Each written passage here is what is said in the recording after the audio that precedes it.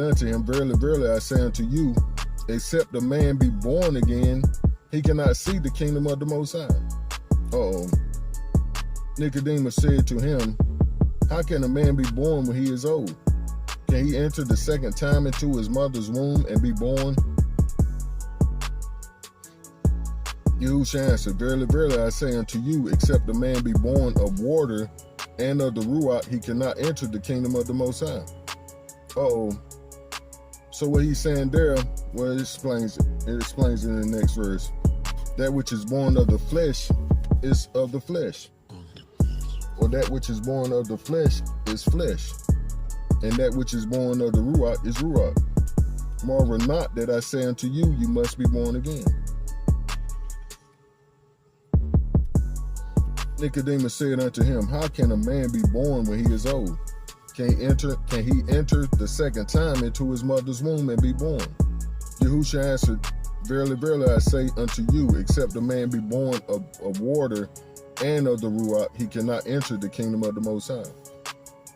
So he was saying you have to be born from a woman, from the womb, which is the water, and then from the Ruach, which is from the Father, up above, the Spirit, the Ruach.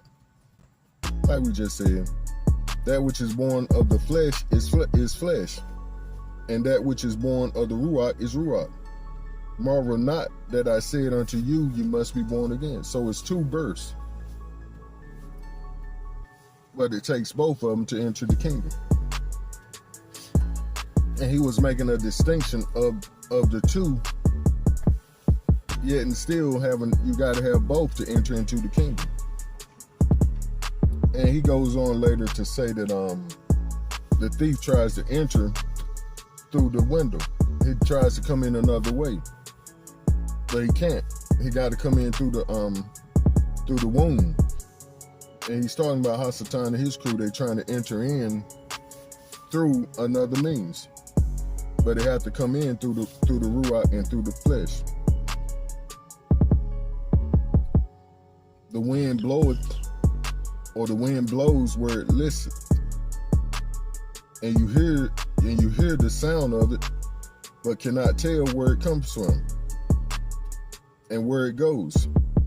So is everyone that is born of the Ruach. Nicodemus answered and said unto him, how can these things be? Yahushua answered and said to him, are you not a master of Yasharal and know not these things?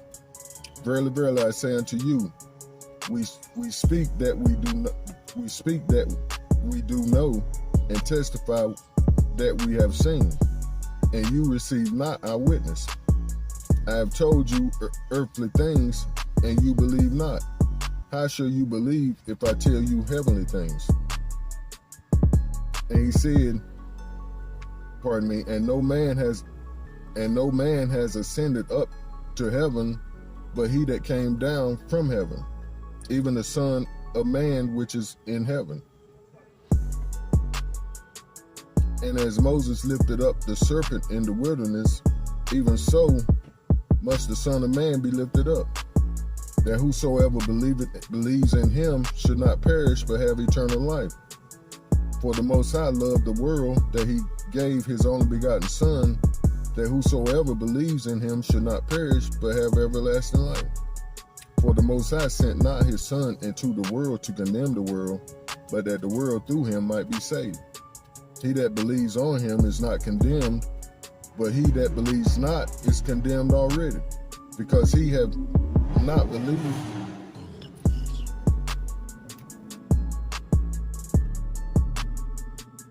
Because he have not believed in the name of the only begotten Son of the Most High. And this is the condemnation, that light is come into the world, and men love darkness rather than light, because their deeds were evil. And that's the key script right there, family. And this is the condemnation, that light is come into the world, and men love darkness rather than light, because their deeds were evil. For everyone that does evil hates the light, neither comes to the light, lest his deeds should be reproved. And that reproving is quite simple. that thunder, that lightning on that hind part, on that backside. Pain, the Most High's favorite tool. After these things, Yahusha came. After these things came Yahusha and his disciples into the land of Judea. And there he tarried with them and baptized. And John also was baptizing in Anan near Salim, because there was much water there. And they came and were baptized. And how many of us know that it won't just because it was a lot of water? It's to make this point. For John was not yet cast into prison. Then there arose a question between some of John's disciples and Yehuda about purifying. And they came unto John and said unto him, Rabbi, he that was with you beyond Jordan, to whom you bear witness, behold, the same baptizes, and all men come to him. Trying to start division. Trying to start some trouble. What Mike say, always starting something. You wants to be starting something. You got to be starting something. John answered and said, a man can receive nothing except it be given him from heaven. He understood the mission. You yourselves bear witness. You yourselves bear me witness that I said I am not the Mashiach, but that I am sent before him. He that hath the bride is the bridegroom, but the friend of the bridegroom, which standeth and heareth him, rejoiceth greatly because of the bridegroom's voice. This my joy therefore is fulfilled. Here's the key. He must increase, but I must decrease. He that comes from above is above all. How we catch that? He that comes from above is above all. He that is of the earth is earthly, and speaks of the earth. He that comes from heaven is above all. Which he just spoke about is the Ruach, the Spirit. And what he has seen and heard, that he testifies, and no man receives his testimony.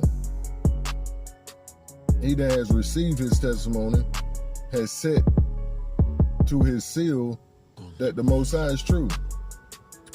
For he whom the Most High sent speaks the words of the Most High. For the Most High gives not the Ruach by measure unto him. The Father loves the Son and has given all things into his hand.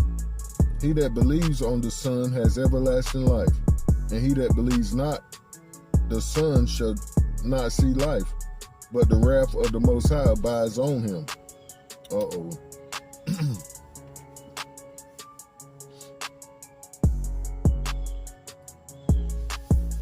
And then my main text is Corinthians 5:17. So whoever is in Mashiach is a new creation. The old things have passed away. Behold, all things have become new. See, family, we love to hear that part. All things are new. All things are new.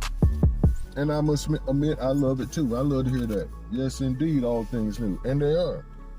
But first, you must be born again. And what does that mean, family? What does that mean? This key verse here. He must increase, but I must decrease. His kingdom must grow, my kingdom must die. My sins and transgressions must come to an end, and his righteous deeds that he's doing through me must increase. This is the kingdom. Him increasing and me decreasing. Him increasing and me decreasing. This is the rebirth, family. And it's such a wonderful thing. But we have to submit to him. I mean, everything. And no, this is not a fun process. I'll be the first one to say it. It's hard. But it becomes easier once you give a little, and then he gives you back what you thought you lost. In so many wonderful ways. Just like that comment my brother made on yesterday. That really motivated me because, like I said in the comments, It's like when I